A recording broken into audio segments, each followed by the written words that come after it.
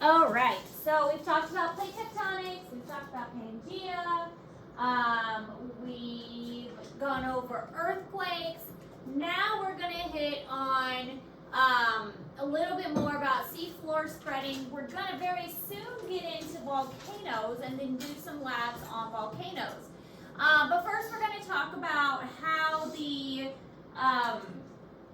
how they explored the earth or the ocean floor. Because back in the day, they didn't really have good scuba gear, and the exploration of the ocean floor was relatively primitive, and they didn't really have a lot of good technology. So they didn't know much about the ocean floor. They couldn't dive that deep. And it really wasn't until in the early 1900s a new technology made it much easier to explore the ocean. And this was called sonar. So sonar is sound navigation, and basically it is, and we know what it is now, it's the bouncing of sound waves, and they send sound waves down and then it bounces back, and based on how it bounces back and how it is received, that is going to help us determine what is heard and like the topography of the ocean floor. We kind of learned this from animals, because what animals use sonography or sonar? Whales, dolphins, yeah, both of those. They're going to send out a sound and then it bounces back. Bats will also use this, sending out a sound, it hits something and it bounces back, and they use that to help them navigate around them, but also to find food.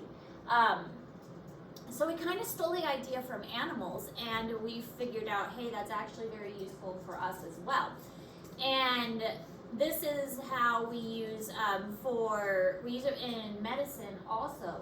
These sound waves are used to do ultrasounds for not only pregnancies, although it's mostly used for pregnancies, but it's used for a lot of other things. Like I had my gallbladder taken out, but before that I had a lot of testing done, and one of them was an ultrasound on my gallbladder to find out if I had gallstones.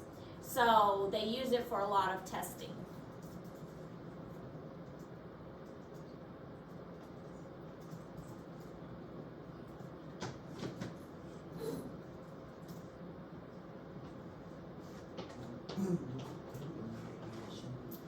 The way it works is the sound wave goes down, and if it bounces back very quickly, then that means that there is something nearby.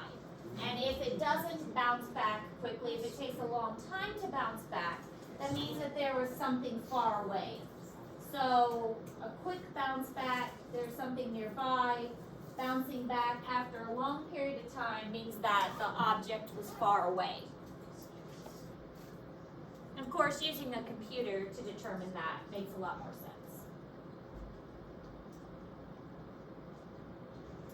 So scientists began to map the ocean floor, and as they did that, they found that there were trenches, which are basically like valleys that are curved down that form the deepest part of the ocean. So we know now that these trenches are where the plates were subducted and going down.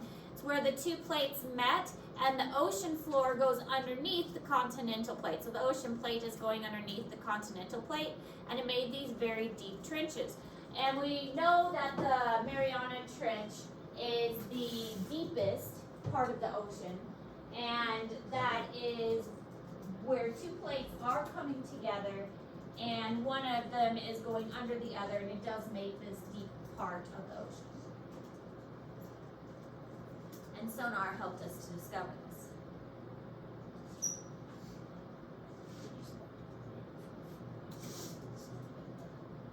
I don't know. I wonder how long it did take. It's a very good question.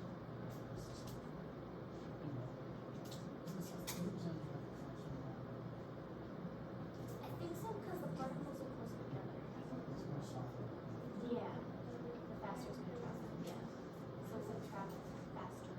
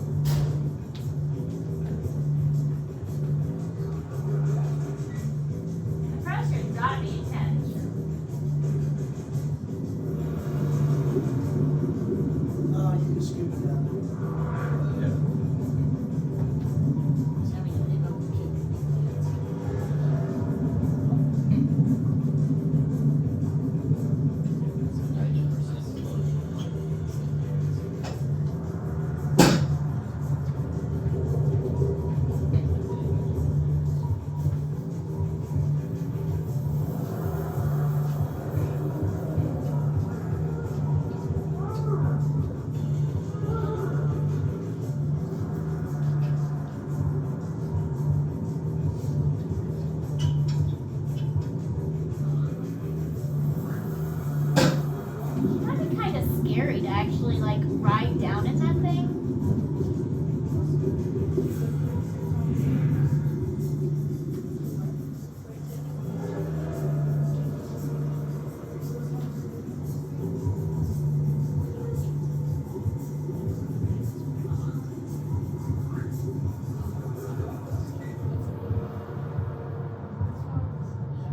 It's actually got that sign down there, right?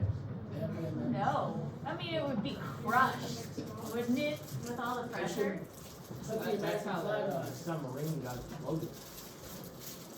How does the pressure, like, is there like a certain scale of how deep you go, the more pressure it is, like how much pressure is it?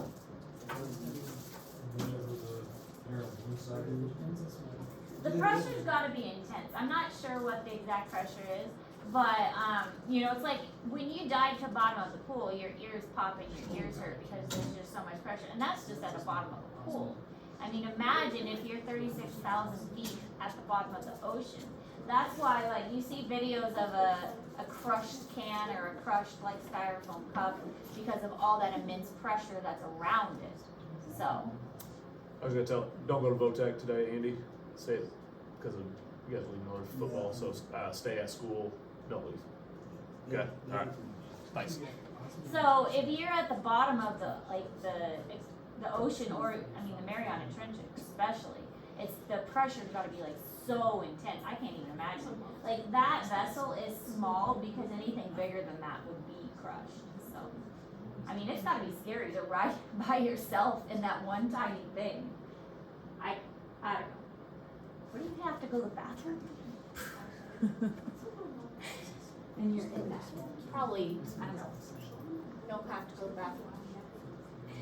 Okay, so by the 1950s, scientists had constructed a more complete map of the ocean floor, so they knew what they were doing better because they had been able to do the sonar thing. It wasn't completely, I don't even know if they have it completely mapped yet. I think they got it better than it was. Now we have satellites and satellites help, but I still don't know if it's a completely mapped yet. The mid-ocean ridge is the long chain of mountains extending the length of the Atlantic Ocean, and that's where the two plates are being created.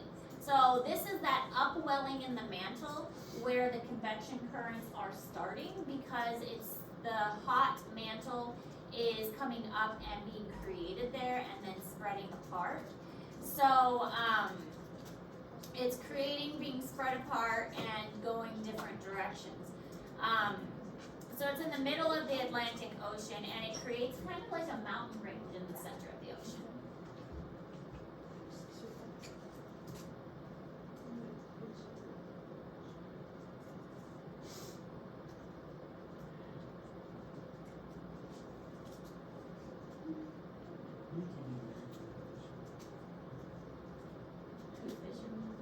Goes past the issue, they don't want to leave, but I think that there's some there, so Like, they don't usually, to go, so like normally on a day like today, I would go.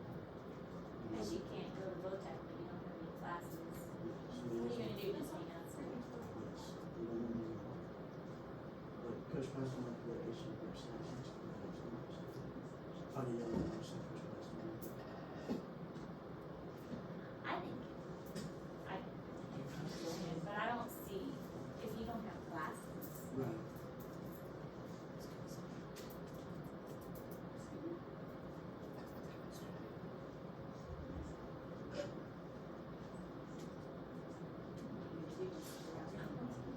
Pretty much. Don't cause trouble.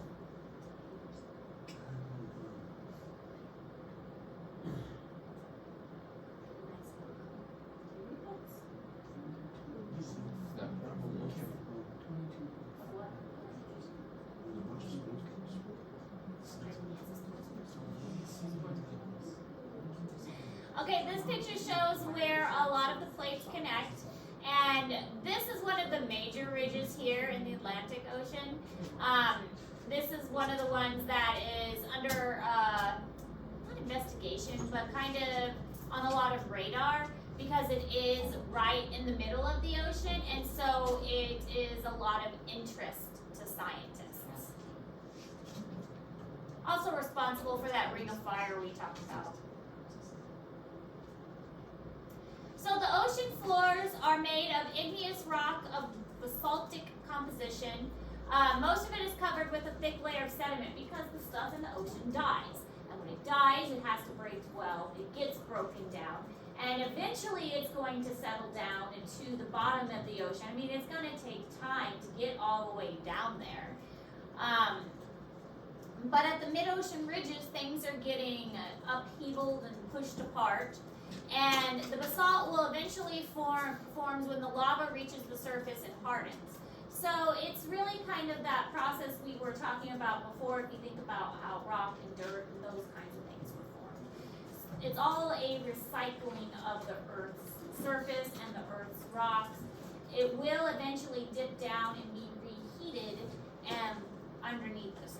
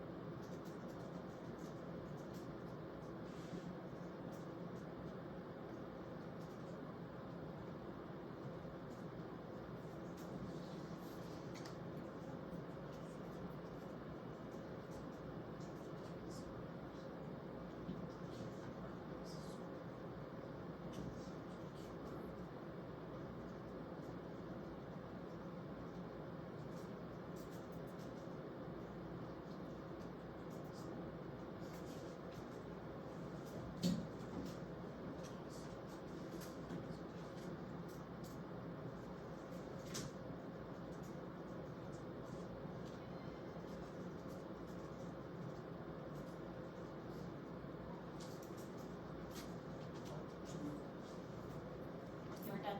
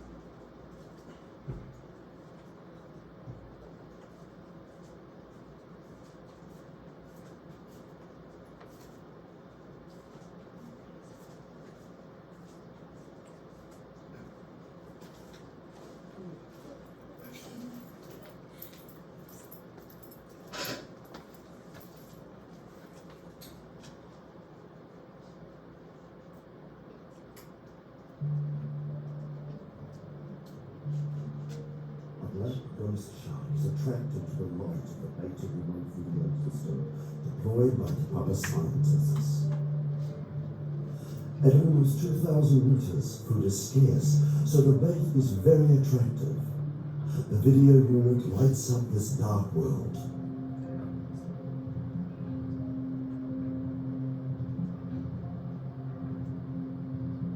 The rat tails swim slowly to conserve energy. The green arrows indicate the long filaments that help it to sense food and other animals in the dark.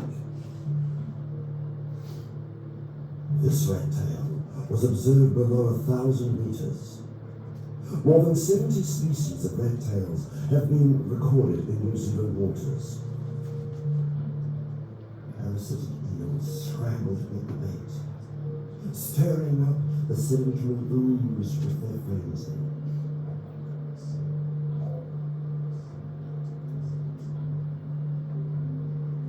The smooth skate is a New Zealand native. It's pretty.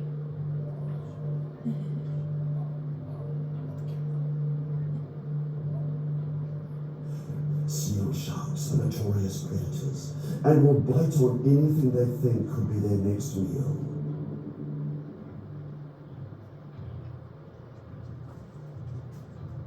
While the hagfish is busy eating the bait, the shark is planning a more animated dinner. Probably not gonna like that hagfish. When attacked, the hagfish releases a cloud of slime that clogs the shark's gills and chokes it. Hagfish have been around for more than 300 million years, ample time to perfect this effective defense mechanism.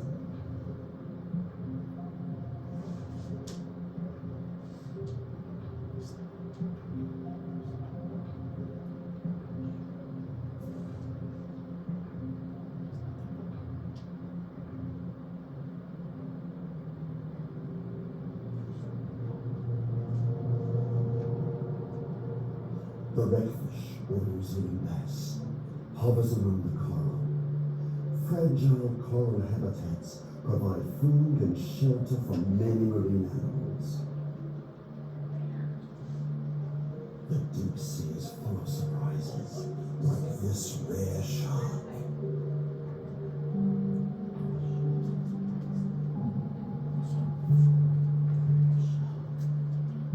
So that's kind of how they do like research into what animals live down there. You can't just sit there and wait, so they just stick a camera down there with some bait to see what's going to show up. These are hydrothermal vents, which are kind of interesting. We're not going to watch the whole thing. But it's tube worms that live around the hydrothermal vents, which is a lot of what those divergent plates are. Pretty loud. So along those hydrothermal vents where the plates split apart, it's going to be really hot with a lot of chemicals, and there's not a lot of things that can survive there except these tube worms. They're really not terribly exciting, but it's one of the few things that can live in those areas.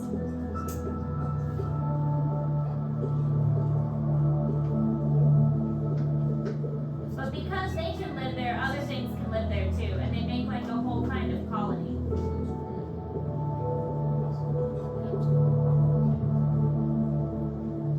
And so this is all along that like mid-ocean ridge. Now, those hydrothermal vents also do something called chemosynthesis. Chemosynthesis is where, oh, there we go. Chemosynthesis. The hydrothermal vents are, they spew chemicals into the air. And again, this is those, where the plates are formed that I was talking about. And usually it's so deep that there's no sunlight, so we can't have photosynthesis. So that's usually how the food chain starts, is with photosynthesis, plants photosynthesizing and making energy. Well, we can't do that in the deep ocean where there's no sunlight, so instead we have what's called chemosynthesis. Chemosynthesis is the use of bacteria to use chemicals to make energy. And this usually only happens around these hydrothermal vents. These vents spew out these chemicals, and then bacteria can take these chemicals and turn these chemicals into energy. It's a really rare occurrence, and it usually only happens in these places. But because these bacteria can do that, they can take these chemicals, turn it into energy. We can have a whole food chain happen around these vents in these deep ocean places, and it's usually the only place that this can occur. So we have photosynthesis and we have chemosynthesis, and that is really the only two examples of how energy can be created. Photosynthesis, chemosynthesis.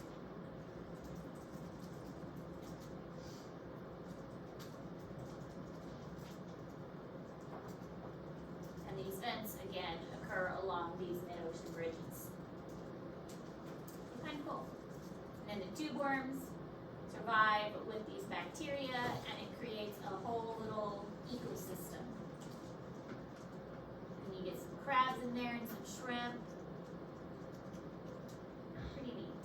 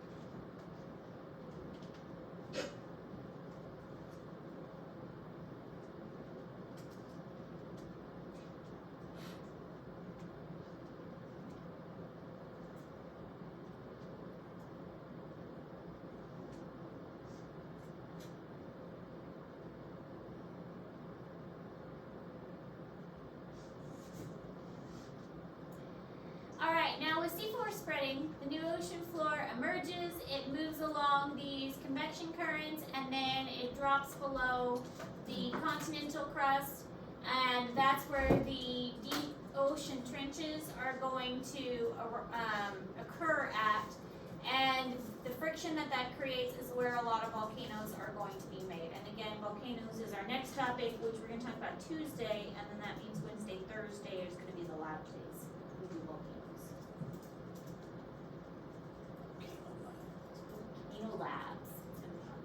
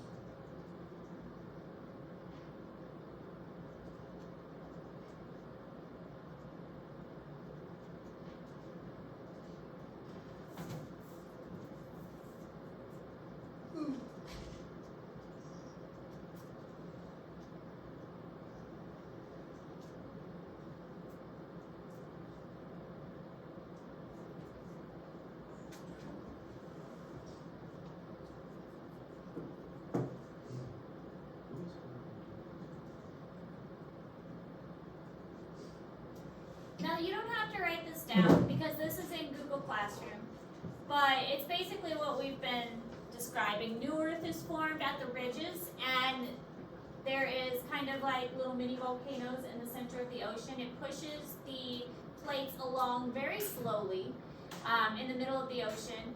As the ocean plates get moved along, they go underneath the continental plates, and as they go underneath the continental plates, it will eventually melt that rock back down, and then it kind of pulls those plates along in a conveyor belt fashion and sinks it down as it cools, and then it rotates it as it warms because the core warms it back up. So the ocean floor is youngest along the mid-ocean ridges and oldest the farther away from the ridge. So if we're talking about the ocean floor is youngest at the mid-ocean ridge and oldest the further away from the ridge. None of the rocks are older than 180 million years because all the rock has been cycled through. So this is referring just to the ocean floor. The continental plates are a little more stable. The ocean floor is cycled more. Which you know is a good thing because otherwise we'd be losing our continents.